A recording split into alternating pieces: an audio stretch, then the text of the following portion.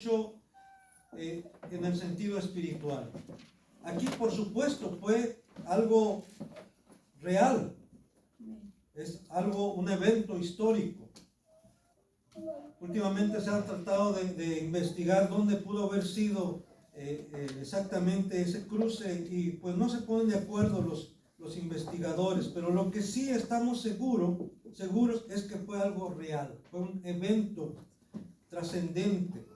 Pero así como eso fue algo real, que cambió totalmente la situación de Israel con relación a Egipto, también, hermanos, en nuestra vida ha habido un parteaguas.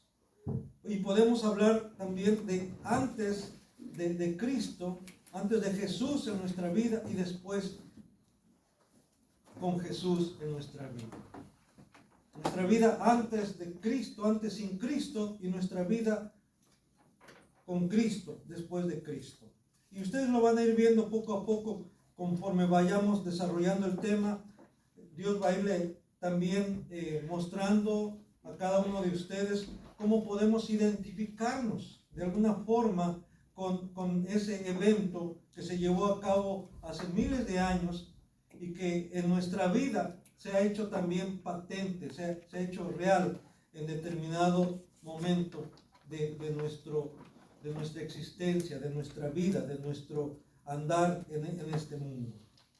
Y bien, pues vamos a ver cómo en base a este pasaje de Éxodo capítulo 14, yo le voy a dar nada más lectura a una primera parte, hasta el versículo 14 de Éxodo. Éxodo 14, vamos a ver este tema en dos partes. Hoy vamos a hablar de la primera parte y dentro de 8 días, si Dios nos permite, si Dios nos da vida, vamos a hablar sobre la segunda parte de este tema. Dice Éxodo capítulo 14, del 1 al 14. Habló Jehová a Moisés diciendo: di a los hijos de Israel que den la vuelta y acampen delante de Pi-Hahirot, entre Migdol y el mar, hacia Baal-Zephón. Delante de él acamparéis junto al mar. Porque Faraón dirá de los hijos de Israel: encerrados están en la tierra, el desierto los ha encerrado. Y yo endureceré el corazón de Faraón para que los siga. Y seré glorificado en Faraón y en todo su ejército. Y sabrán los egipcios que yo soy Jehová. Y ellos lo hicieron así. Y fue dado aviso al rey de Egipto que el pueblo huía. Y el corazón de Faraón y de sus siervos se volvió contra el pueblo y dijeron: ¿cómo hemos hecho esto de haber dejado ir a Israel para que no nos sirva? Y unció su carro y tomó consigo su pueblo y tomó 600 carros escogidos y todos los carros de Egipto y los capitanes sobre ellos. Y endureció Jehová el corazón de Faraón, rey de Egipto, y él siguió a los hijos de Israel. Pero los hijos de Israel habían salido con mano poderosa. Siguiéndolos pues los egipcios con toda la caballería y carros de Faraón, su gente de a caballo y todo su ejército, los alcanzaron acampados junto al mar, al lado de Pi-Hahirot, delante de Baal-Zephón. Y cuando Faraón se hubo acercado, los hijos de Israel alzaron sus ojos, y aquí que los egipcios venían tras ellos, por lo que los hijos de Israel temieron en gran manera y clamaron a Jehová. Y dijeron a Moisés: ¿no había sepulcros en Egipto que nos has sacado para que muramos en el desierto? ¿Por qué has hecho así con nosotros que nos has sacado de Egipto? ¿No es esto lo que te hablamos en Egipto diciendo: déjanos servir a los egipcios? Porque mejor nos fuera servir a los egipcios que morir nosotros en el desierto. Y Moisés dijo al pueblo: no temáis, estad firmes y ved la salvación que Jehová hará con vosotros, porque los egipcios que hoy habéis visto, nunca más para siempre los veréis. Jehová peleará por vosotros y vosotros estaréis tranquilos. Oremos. Padre, Es verdad que tú has mostrado tu gran poder, tus grandes maravillas a través de la historia, y no solamente a través de la historia del mundo, sino también, Señor, a través de nuestra vida, a través de nuestra existencia. Y a veces también hemos dudado como ese pueblo de Israel. Señor, por eso en esta hora te pedimos que tú perdones esos momentos, esas ocasiones en que hemos dudado de ti, Señor.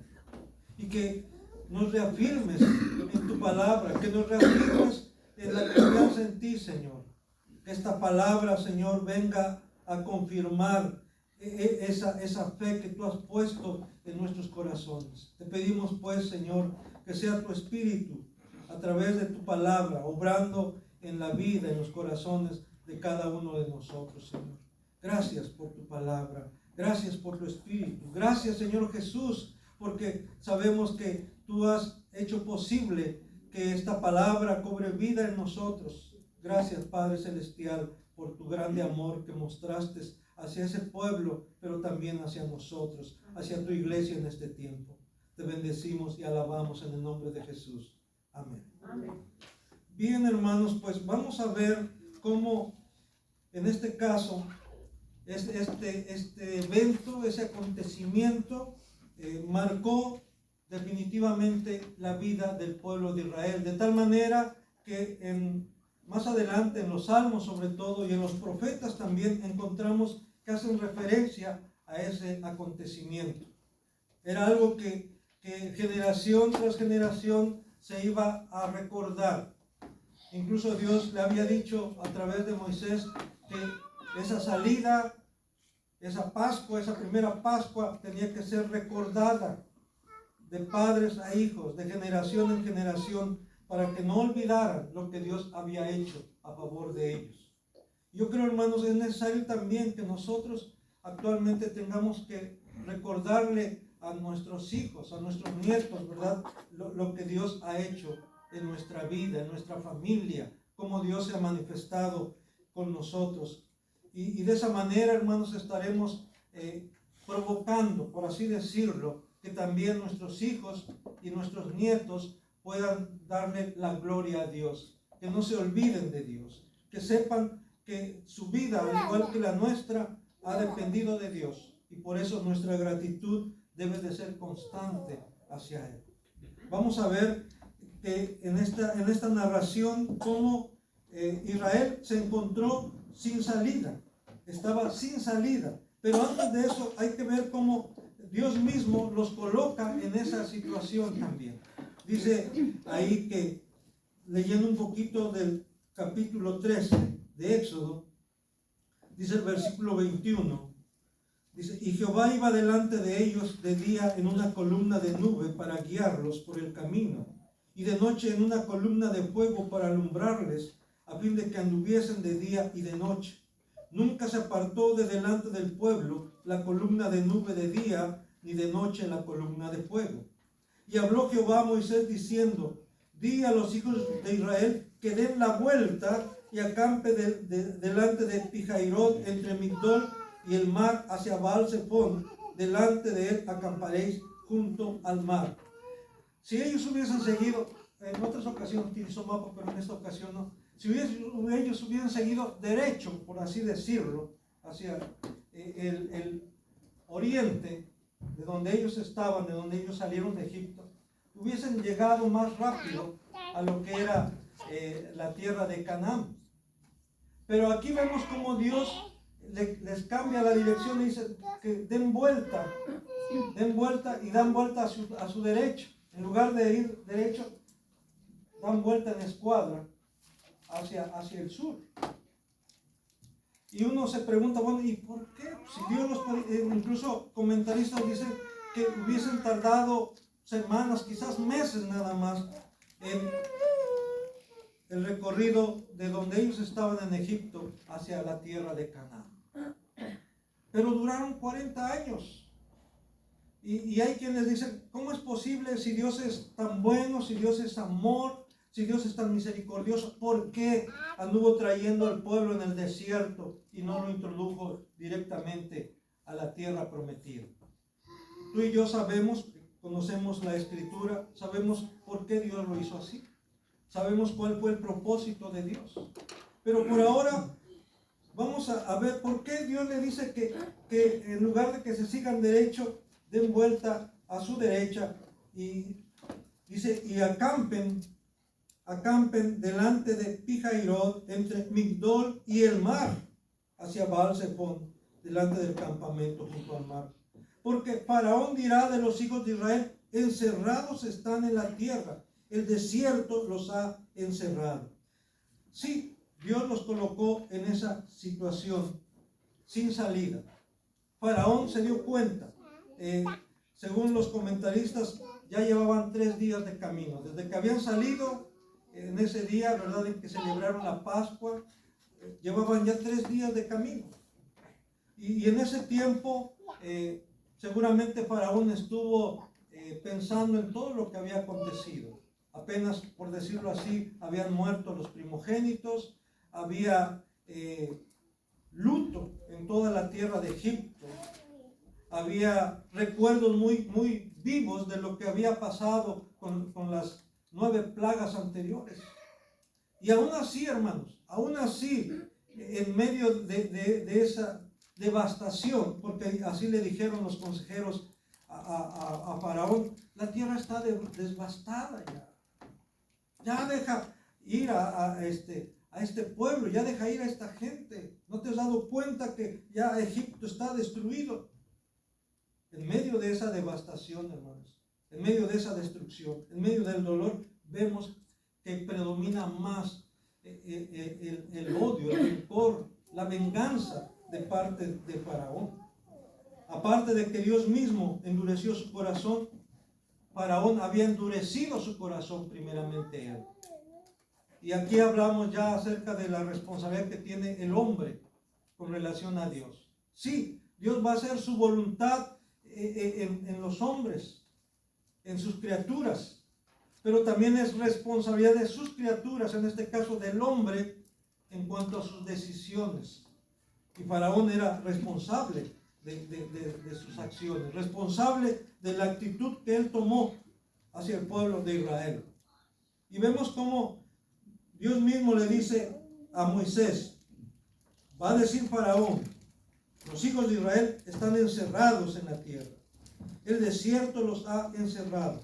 Aquí podemos ver, hermanos, entonces cómo Dios mismo había colocado en esta situación al pueblo de Israel.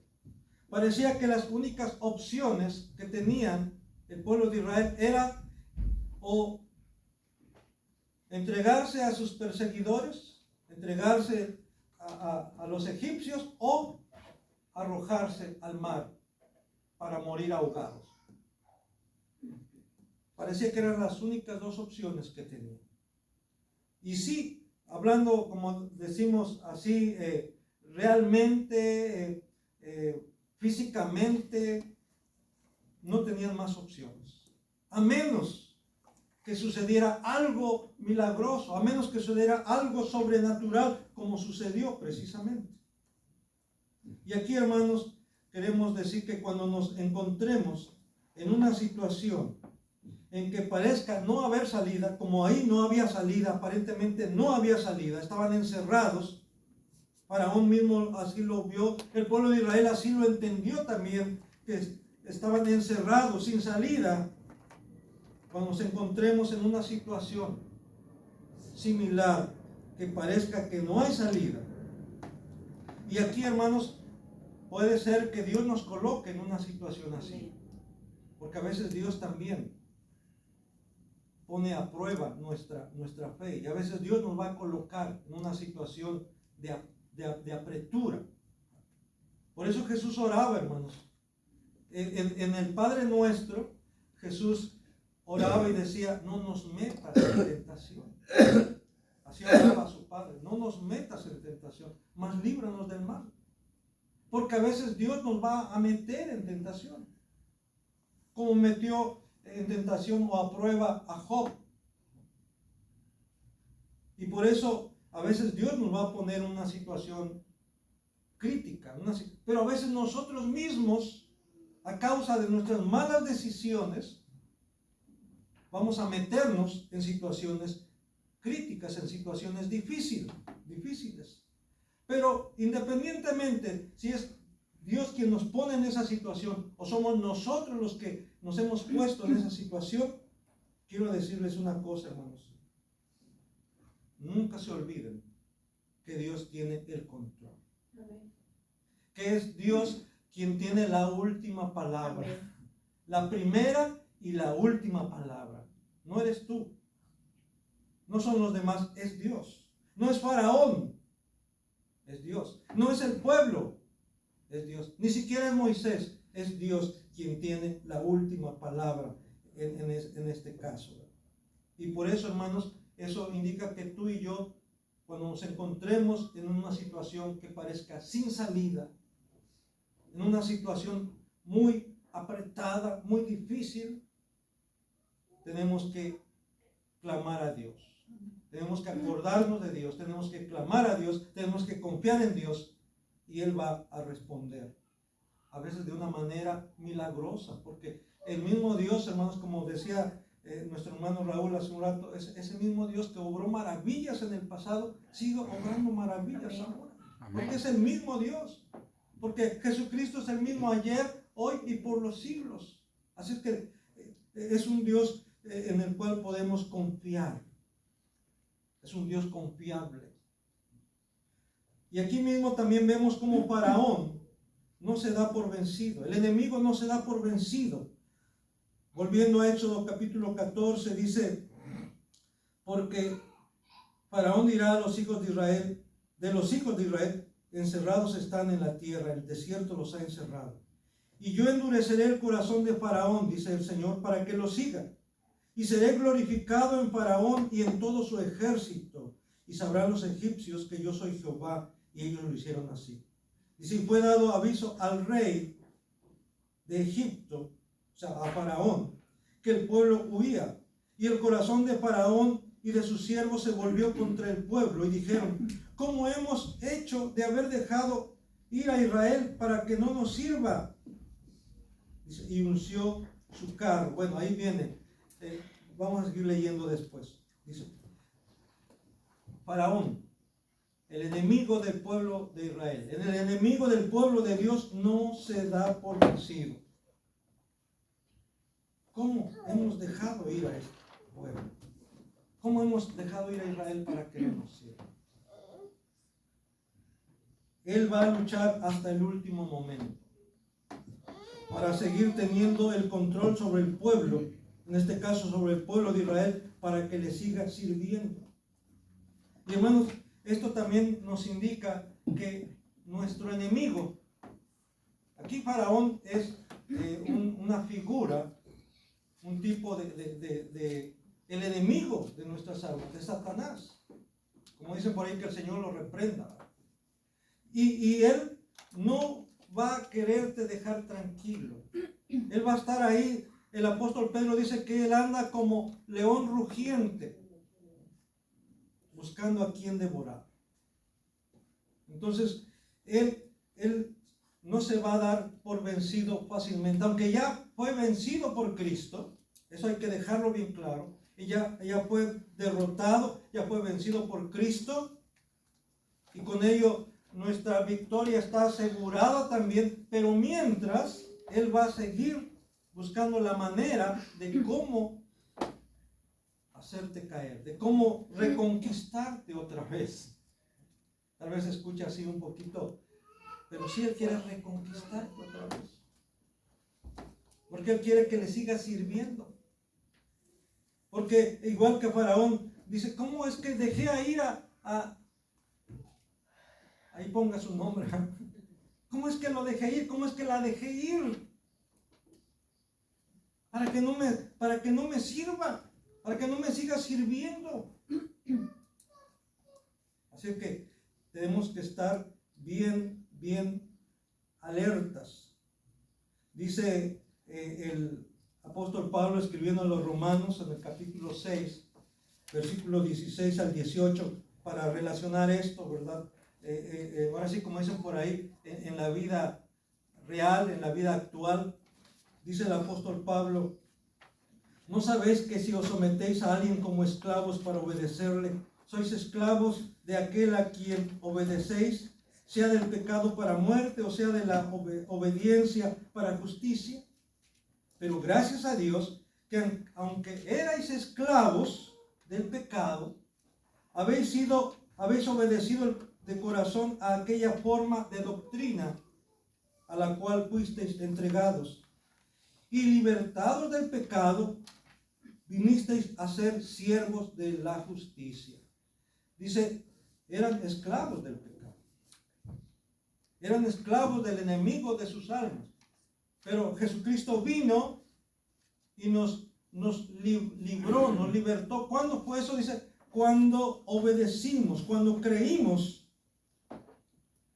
al Evangelio, cuando creímos la sana doctrina, cuando aceptamos el Evangelio de Jesucristo, cuando aceptamos a Cristo como nuestro Señor y Salvador, entonces fuimos liberados. Pasamos de ser esclavos del pecado para ahora ser siervos de Cristo. Ya no somos más esclavos del pecado.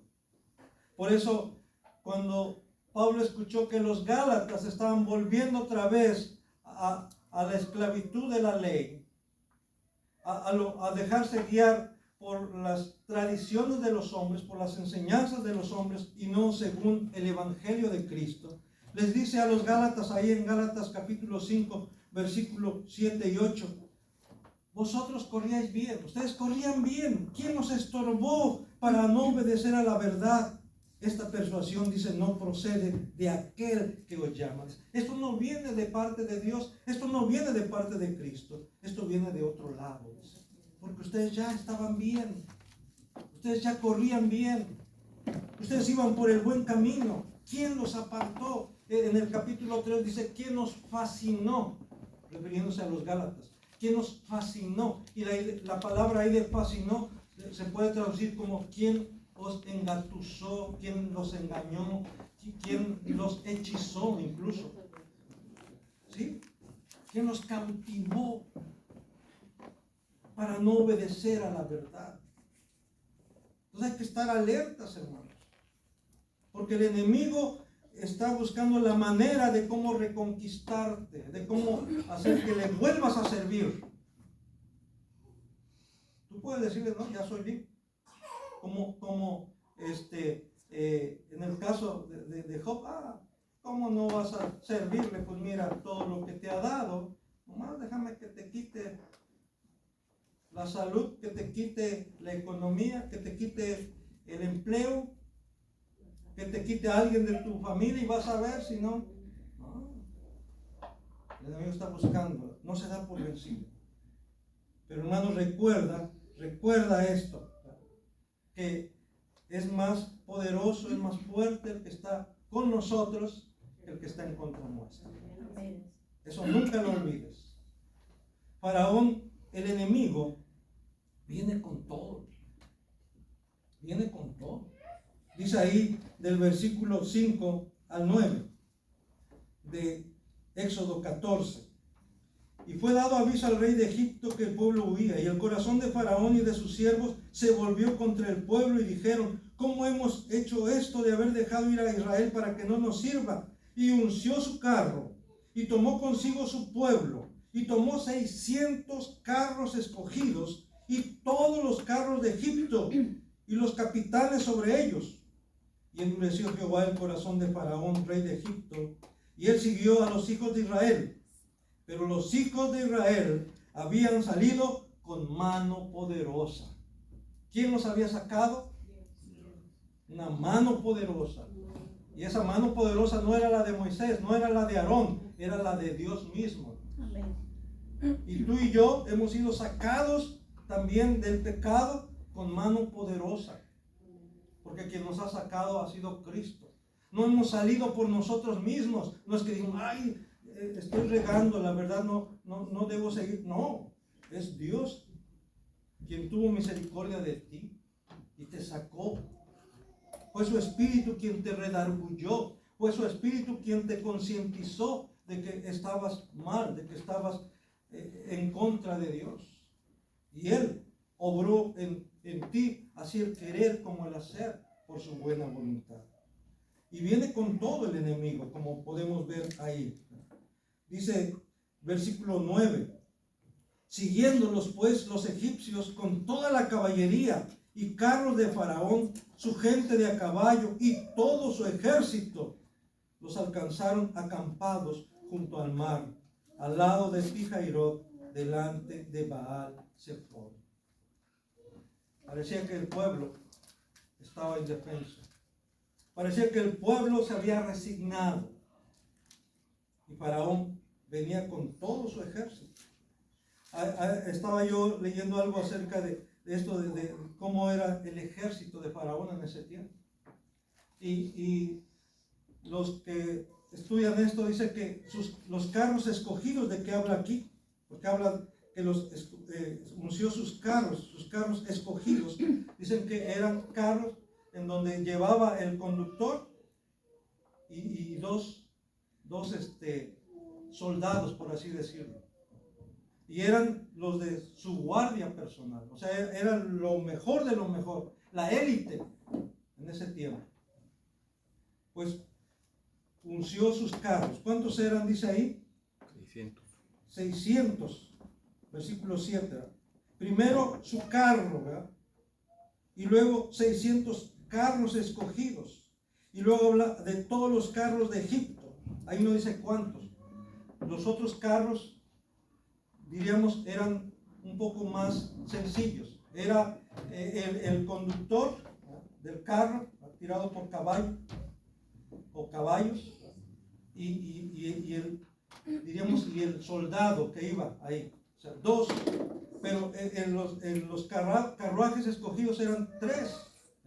El conductor del carro y dos soldados bien armados, bien entrenados. Y los demás carros, el conductor del carro, ¿verdad? Y un soldado.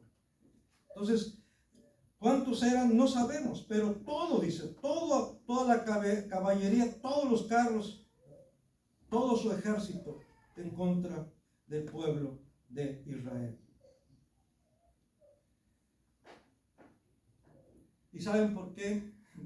Porque él quería, ¿verdad? No solamente quería hacer regresar al pueblo. Parece ser que las intenciones eran acabar con el pueblo. Era tanto su rencor, su odio hacia el pueblo de Israel, su odio en contra de Moisés, que iba dispuesto a acabar con ellos, a destruirlos, a arrasar con ellos. Y hermano, quiero que sepas que el enemigo también te odia. El enemigo odia a Cristo. Odia al pueblo de Dios, odia a su iglesia. Y él no va a escatimar fuerzas, no va a escatimar recursos. Él quiere destruir la iglesia. A través de los siglos ha tratado de destruir al pueblo de Dios. A través de los siglos ha tratado de destruir a la iglesia. Pero Jesús dijo claramente que las puertas del Hades no van a prevalecer contra ella. Porque la iglesia es de Cristo. Porque la iglesia es el cuerpo de Cristo. Y ningún ejército ni nadie va a poder contra ella. El apóstol Pablo, allá en Romanos capítulo 8, dice: ¿quién nos separará del amor de Cristo? Tribulación, angustia, peligro, hambre, desnudez. Dice, ni principados, fíjese bien, ni potestades, ni lo alto, ni lo profundo, ninguna cosa creada nos podrá separar del amor de Dios que es en Cristo Jesús. Ninguna cosa creada, hermanos, podrá contra la iglesia del Señor. Ninguna cosa creada podrá contra ti si tú permaneces en Cristo. Amén. Eso es fundamental, eso es básico, es necesario. No hay, por ti mismo no vas a poder, por ti misma no vas a poder en esa lucha contra el enemigo. Y él viene con todo, hermanos, él está con todo. ¿Por qué? Porque sabe que tiene poco tiempo. Que tiene poco tiempo. Dice en Apocalipsis 12, versículo 12 al 14. Ay de los moradores de la tierra y del mar, porque el diablo ha descendido a vosotros con gran ira, sabiendo que tiene ¿qué? Poco tiempo. Ha descendido a vosotros con gran ira, porque sabe que tiene poco tiempo. Versículo 13 de Apocalipsis 12. Y cuando vio el dragón que había sido arrojado a la tierra, persiguió a la mujer que había dado a luz al hijo varón. Todo esto, hermanos, son figuras simbólicas. Esa mujer que dio a luz a un hijo varón, algunos lo han interpretado como la Virgen María, pero en el contexto, hermanos, no está hablando de la Virgen María, está hablando del pueblo de Israel, del cual vino el Mesías. Y es lo que ha hecho el enemigo a través de naciones enemigas de Israel. Dice que cuando vio que había dado a luz al hijo varón, persiguió a la mujer, versículo 14, y se le dieron a la mujer las dos alas de la gran águila, para que volase de delante de la serpiente al desierto, a su lugar donde es sustentada por un tiempo y tiempos y la mitad de tiempo. Y luego más adelante, hermanos, por eso usted puede leer Apocalipsis 12, dice que cuando vio que la misma tierra abrió sus, por decirlo así, sus entrañas para ese río que el dragón arrojó, fue absorbido por la tierra. O sea, Dios en su providencia, en su poder, ha librado a su pueblo. Pero luego dice que como no pudo, fue y persiguió a la descendencia, a la demás descendencia. O sea, a la iglesia, en este caso el pueblo gentil, los creyentes gentiles. Por eso, hermanos, hay persecución en varios países del mundo en contra de los cristianos. Usted ha estado al tanto de las noticias, ¿no? Y sabe dónde está siendo perseguido el pueblo cristiano. Aquí mismo en México, en partes de nuestra república, los cristianos están siendo perseguidos, están siendo expulsados de sus casas, de sus tierras. El enemigo sabe que tiene poco tiempo y por eso viene con todo. Por eso, hermanos, debemos de ponernos toda la armadura de Dios que está ahí en Efesios capítulo 6, versículo 10 al 18. Y no está de más que lo leamos. Yo pensaba dejárselos de tarea para que lo leyeran, pero de una vez vamos a leer, porque esto es bien importante, hermanos, lo que estamos viendo, porque es real, hermanos, la lucha. Es real.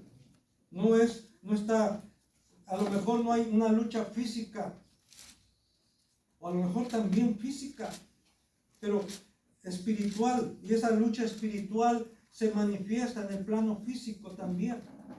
Dice Efesios capítulo 6, del versículo 10 al 18.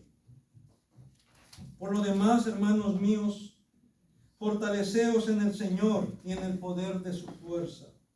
Vestíos de toda la armadura de Dios, para que podáis estar firmes contra las acechanzas del diablo.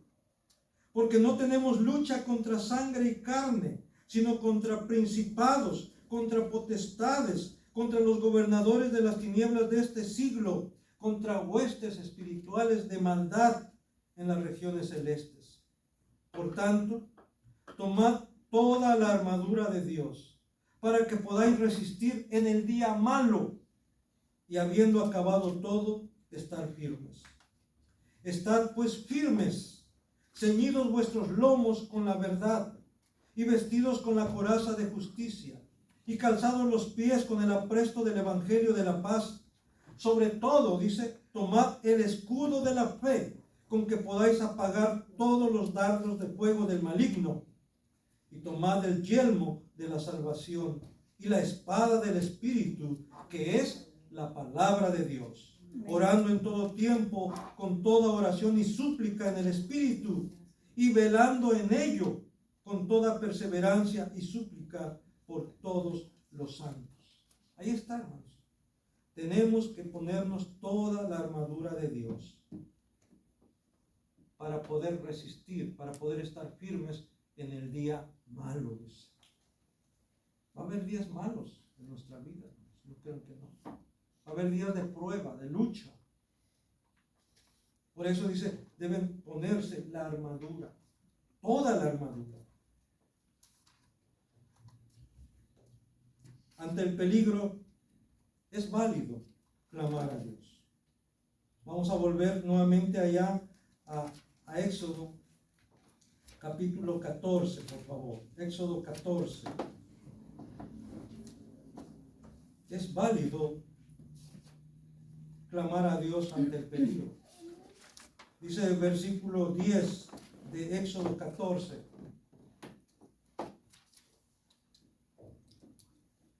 Y cuando Faraón se hubo acercado, los hijos de Israel alzaron sus ojos, y aquí que los egipcios venían tras ellos, por lo que los hijos de Israel temieron en gran manera y clamaron a Jehová.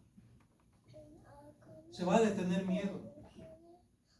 Y aquel que diga que nunca ha tenido miedo, miente.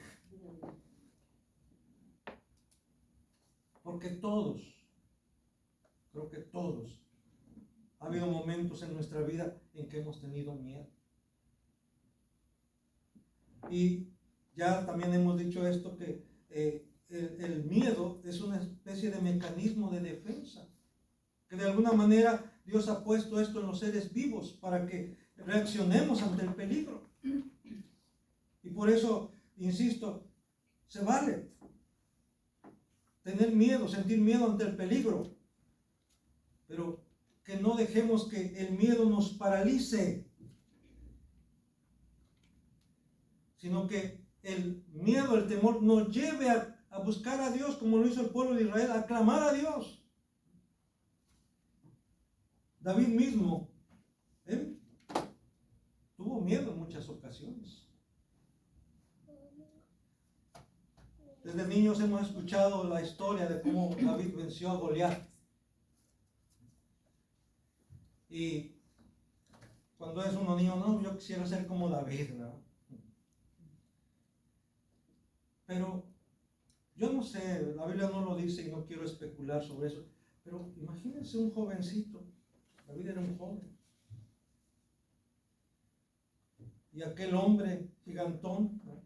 Por lo menos 3'10", 3'20". No se imaginen ustedes uno de 6 metros o más, no, por lo que parece que más de 3 metros de altura. Todo bien armado y su lanza y todo, ¿verdad? Y David, recuerden que Saúl lo quiso armar, ¿verdad? Y David dijo, no, esto, ¿no? Y se enfrentó. Tal vez en determinado momento lo pensó, dijo, cuando lo vio, pero por encima del temor que pudo haber experimentado, él estaba confiado en Dios. Su amor por Dios, su celo por Dios le llevó a enfrentar al gigante. Y digo, David tenía temor. Y no creo que solamente una vez, varias veces, porque lo hemos visto los que hemos leído ya la Escritura. Pero ¿qué hacía David? Él mismo lo confiesa ahí en el Salmo 56, versículo 3. Salmo 56, versículo 3 dice, en el día que temo. ¿Qué dice David? Yo en ti confío, le dice. En el día que temo, en el día en que siento miedo, yo en ti confío. Así que hermano, hermana, el día en que tú sientas miedo, confía en Dios. Busca el rostro de Dios. Fortalécete en Él.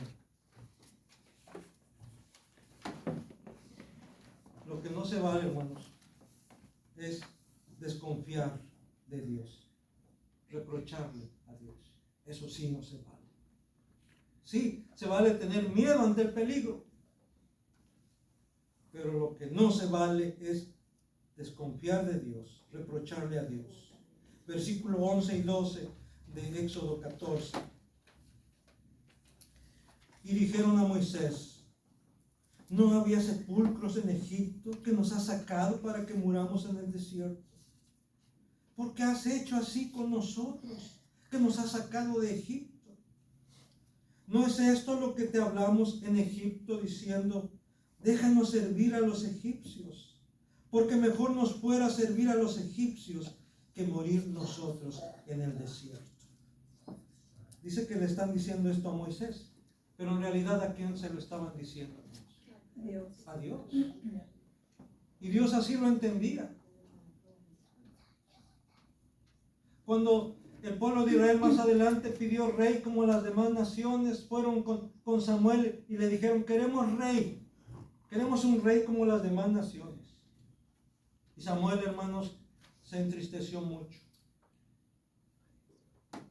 Y fue y les advirtió y les dijo, y después fue con Dios y le planteó la situación a Dios.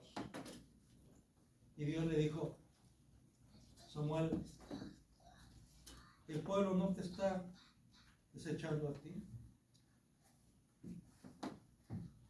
me está desechando a mí, dice el Señor. Sí, les voy a dar rey.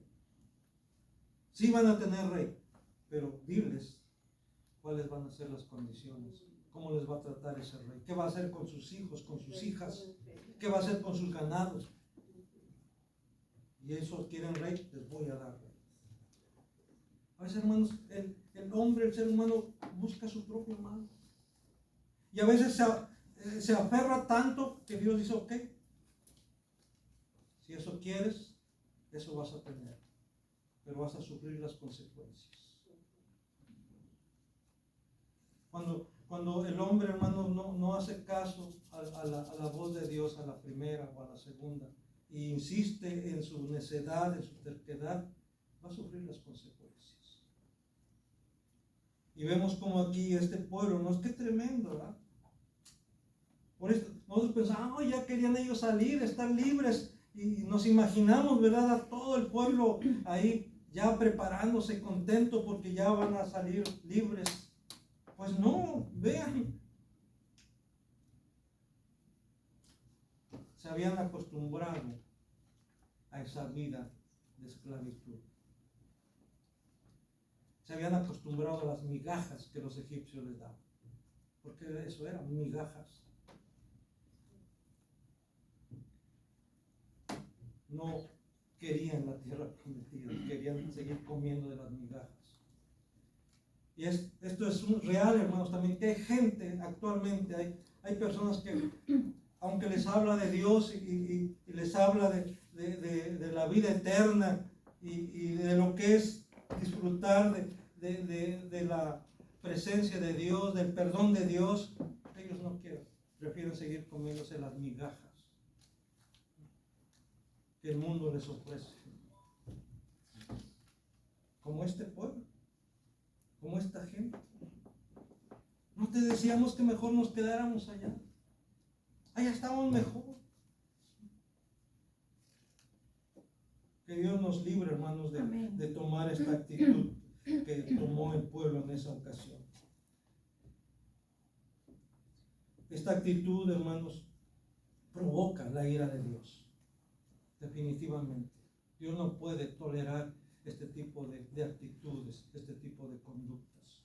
Y ahí usted lo puede confirmar. Ahí en su boletín aparece citas como Números 14, 26 al 29 y Hebreos 3, 26 al 29, donde dice que Dios no toleró esa rebeldía, esa actitud, y dijo: no van a entrar en mi reposo. Y ya hemos dicho, hace 8 días les dije, y toda esa generación, desde los 20 años para arriba que salieron de Egipto, de 20 años para arriba, solamente dos, Josué y Caleb, Fueron los únicos. De toda esa generación de 20 años para arriba, fueron los 2 únicos que entraron a la tierra prometida. Todos los demás quedaron allá en el desierto, muertos a causa de su incredulidad, a causa de su rebeldía. Esto es tremendo. Ni siquiera Moisés pudo entrar. Usted ya conoce también la historia. Ni siquiera él pudo entrar. Y alguien dirá, pues entonces, ¿quién si Moisés no pudo? ¿Quién? Pues ¿saben qué? Por nosotros mismos, nadie. Nadie.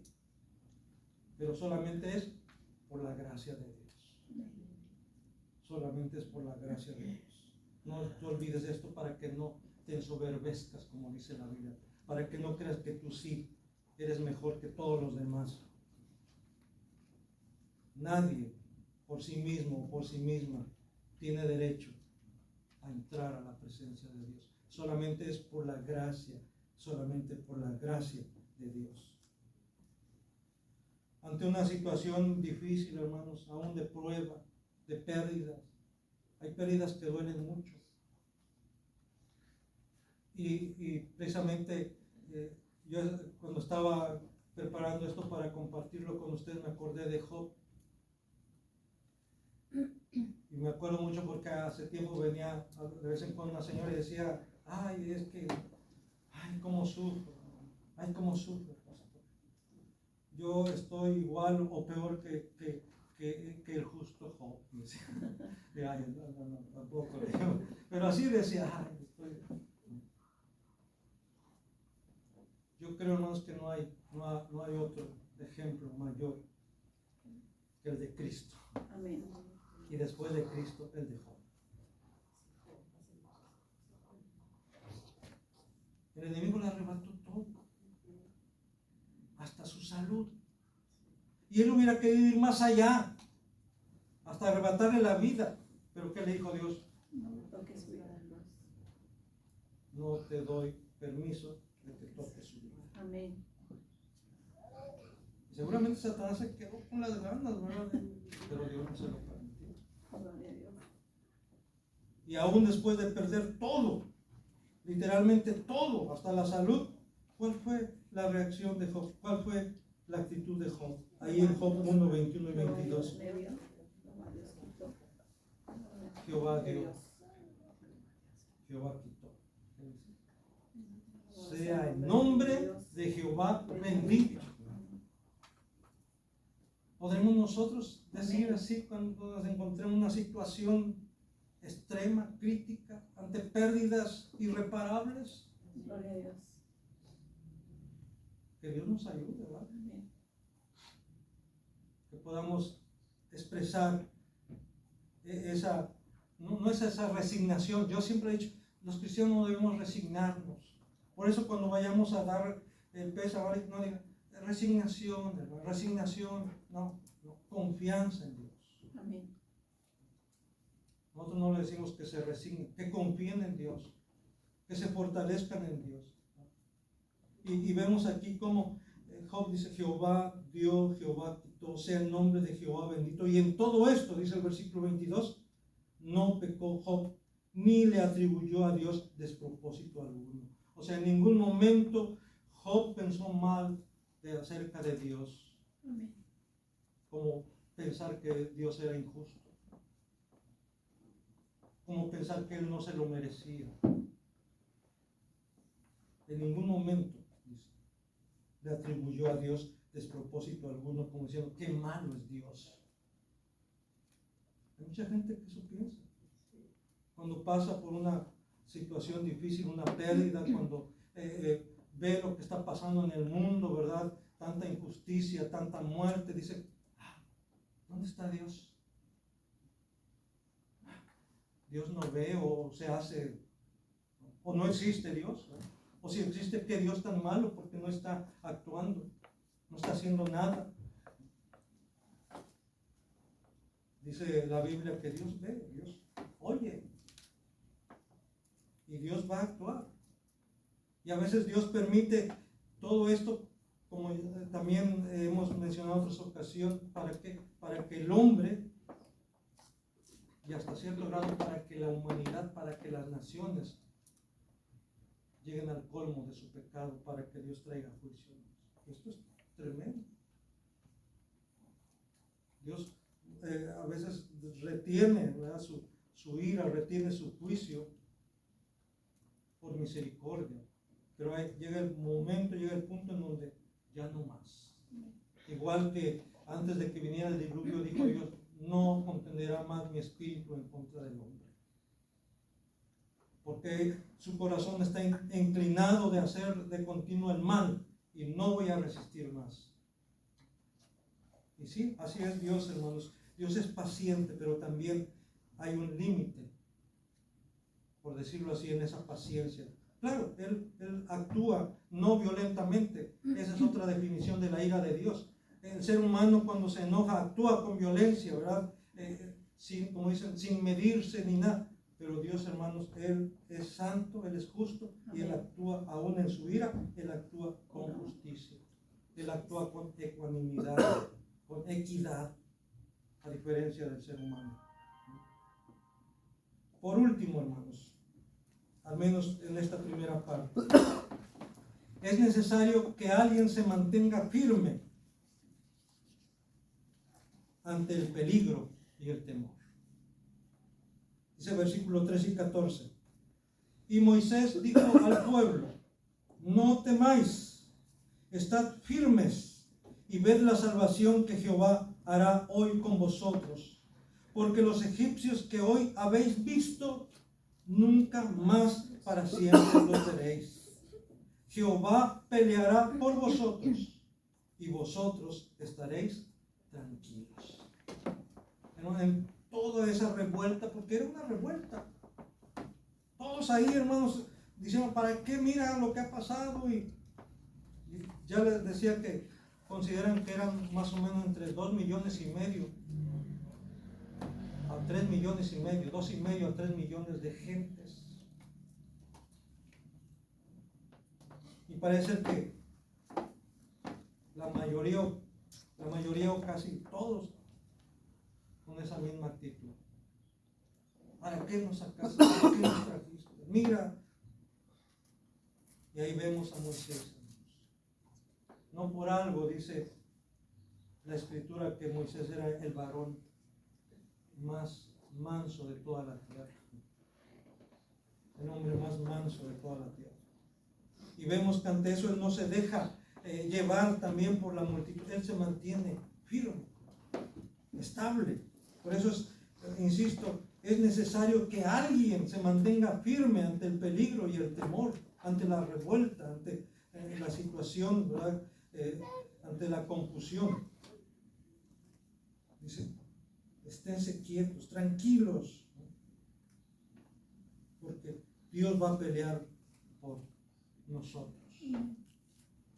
Él va a mostrar no sabía cómo, pero él sabía que Dios iba a actuar. Y esto, hermanos, es algo que también a veces no sabemos cómo, pero tenemos que confiar que Dios va a actuar, que Dios va a obrar un milagro, que Dios va a hacer algo sobrenatural. ¿Cómo? No lo sabemos, pero lo va a hacer. Y lo hemos visto. Lo hemos visto. No tengo que decirles mucho acerca de esto porque ya lo hemos visto, lo hemos experimentado. Cómo a veces Dios actúa de manera que ni siquiera lo esperaba. Pues Moisés no sabía exactamente cómo Dios iba a actuar, pero sabía que iba a actuar. Y eso es algo también que debemos tener presente, de no desconfiar de Dios, mantenernos firmes. Que Dios pues nos ayude, hermanos, para mantenernos firmes. No es fácil, pero si Dios está con nosotros, si Dios podremos hacerlo con su ayuda. Fortaleceos en el Señor, dice, y en el poder de su fuerza. Que así sea.